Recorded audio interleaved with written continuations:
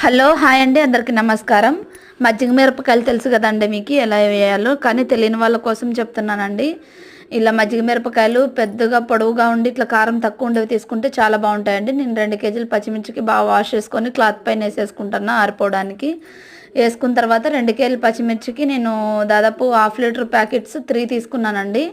3 packets ఇలా వేసేసుకొని కల్లుప్పు వేసుకొని కొన్ని నిమ్మకాయలు కూడా పిండేసుకుంటే కారం అంతగా ఉండదండి. మజ్జిగ ఇలా వేసేసుకొని తగినన్ని వాటర్ వేసేసుకొని పల్చగైనా పర్లేదు కొంచెము రాళ్ళుప్పు వేసుకొని నిమ్మకాయ రసం అంతా పిండేసుకున్న తర్వాత అన్నీ గీకేసుకోవాలండి. పిన్నీస్తో గీకేసుకున్న తర్వాత అంత ఫుల్ అయిపోద్ది.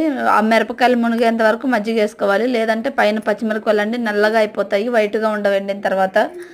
ఇలానే గీకి పెట్టిన తర్వాత 3 డేస్ పక్కన ఉంచేసి ఆ తర్వాత మళ్ళీ నెక్స్ట్ వీడియోలో చూపిస్తానండి ఏం చేయాలో. Please subscribe and like and share అండి.